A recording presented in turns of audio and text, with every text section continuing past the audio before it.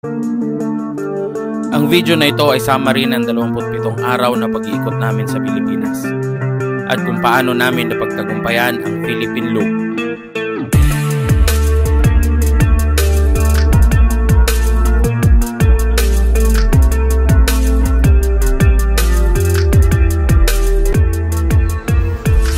Sa unang araw ng aming Philippine Loop ay biniyahe namin mula Metro Manila padiretso ng Butuan City sa Mindanao. Gabi na nang dumaan kami sa Bituka Manok at kahit hating gabi o madaling araw ay hindi nawawalan ng tao dito para umalalay sa mga motorista dahil sa matatalas ang kurbada. Tuloy-tuloy lang ang aming biyahe kahit masama ang panahon. Umabot ng 12 oras ang aming biyahe na makarating kami sa Sorsogon. 12 hours and 30 minutes. Madalas naman namin itong gawin ang pag-uwi sa probinsya sa Mindanao. Kaya hindi muna kami huminto sa mga bayan-bayan o mga tourist attraction dahil bala ko naman balikan sa mga susunod na taon. Dahil tuloy-tuloy lang ang aming biyahe at wala pang tulog, ay umiidlip ako at nagpapahinga sa pagmamaneho para mawala ang antok ko.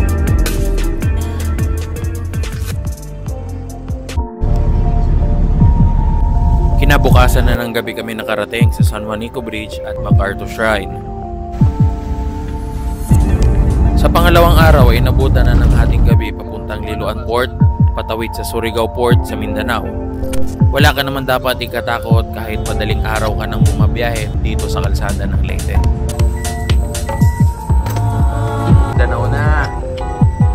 1,216 kilometers yung biniyahe namin. Halos 1.5 day yung biyahe. At umabot ng 44 na oras kabuuan ang biyahe namin mula Metro Manila papunta dito sa Butuan, Agusan del Sur. At nagpalipas muna ako ng 2 linggo dito sa bahay namin sa Mindanao bago bumalik sa Manila. Tutuloy na namin yung Philippine Loop. Papunta na kami ng Mindanao. Pagkalipas na mahigit 3 buwan ay bumalik na ako sa Mindanao para ituloy na ang biyahe ng kasama na si Mika. 6 na araw kami mag-iikot sa isla ng Mindanao. Ang una namin pinuntahan ay sa Lianga, Surigao del Sur. Dito na din kami nagpahinga at nagpalipas ng gabi.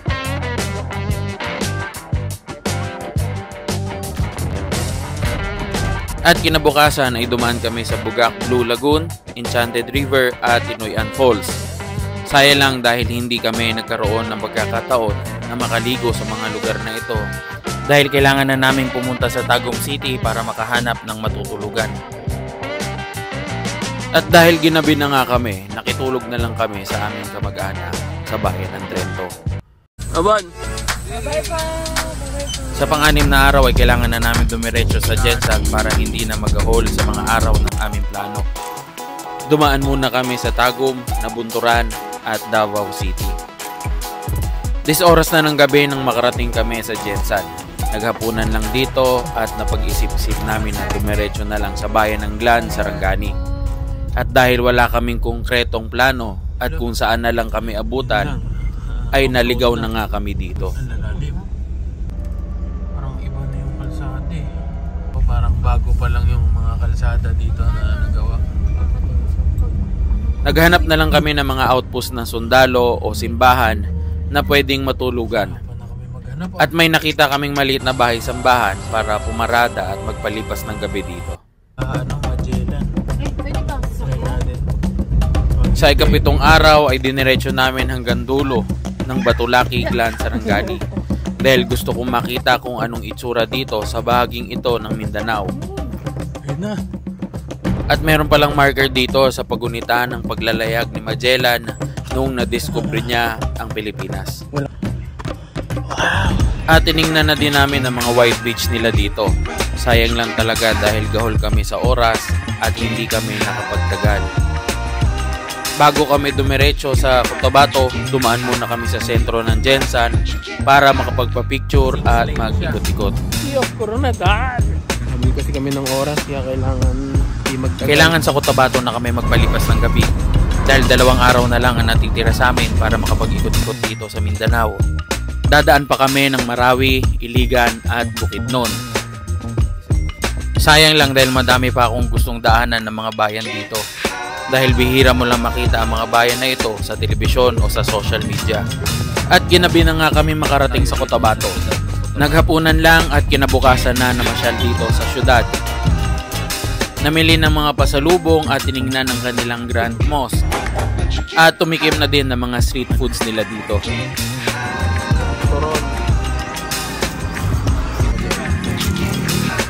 At sa daan patungong Marawi City ay namangha kami sa makukulay na banderitas na makikita mo sa daan na taon pala na nagtalaga ng bagong dato sa lugar na ito.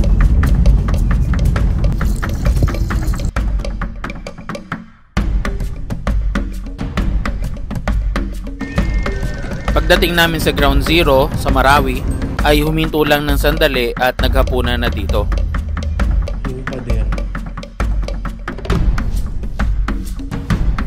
Gabi na nang nakarating kami sa Iligan City at naghanap na lang ng matutulugan. Kinabukasan ay hindi na kami namasyal dito, dumiretso na kami sa Bukidnon. At dahil sa limitadong oras at araw, hindi kami namasyal sa mga lugar dito. At gabing ding yon, bumalik na kami sa Butuan City at tinapos na namin ang aming Mindanao Loop. Bumalik na si Nika sa Manila dahil limitado lang ang kanyang leave sa trabaho. Kaya ako na lang ang mag-isang bumiyahe pabalik sa Manila. 10 araw ko ibabiyahe pabalik sa Metro Manila at ang daan ko ay sa kaliwang bahagi ng Pilipinas sa mga isla ng Negros, Panay at Mindoro. Sa ika-11 araw ay biniyahe ko pabutuan papuntang Dapitan. Kinabukasan na ako nakarating sa Dipolog City at nag-ikot-ikot muna dito ng 1 araw sa Dipolog at Dapitan. Sa ika-13 araw ay tumawid na ako sa isla ng Negros. Umikot sandali sa Dumaguete at dumiretso na ng Bacolod. 1 araw ako namasyal dito sa Bacolod City at sa Silay City bago tumawid pa isla ng Capiz.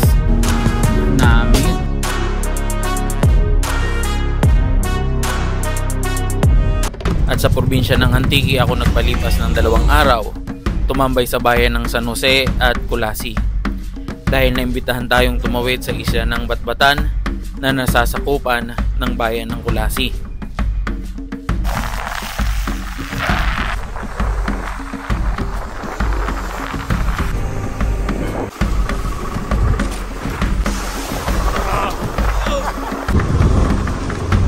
Kinabukasan, huminto ako sa bayan ng Malay, ang bayan na nakakasakop sa isla ng Boracay. Sa ika-18 araw ay tumawid na ako pa Mindoro. Naghanap ng tabing dagat na matatambayan. 1 araw ako nagpahinga dito.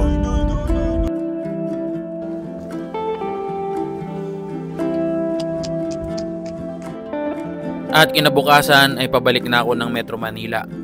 Madami pang bayan na pwedeng madaanan pero gipit na din ako sa budget kaya umuwi na ako. Kulang na kulang pa din ang 10 araw sa pag-iikot sa mga isla ng Visayas. Pagbalik ko sa Manila, ilang araw lang ay naghanda na kami para sa North Luzon Loop, ang last phase ng aming Philippine Loop. At sa unang araw ng aming North Loop ay dumaan kaming Zambales at Pangasinan. At sa Baguio, Burnham Park kami nagpalipas ng gabi. Kinabukasan ay bumiyahe agad pa Atok Benguet at ginabi na ng dumaan sa Vigan, Lawag at sa Pagudpod kami naghanap ng matutulugan.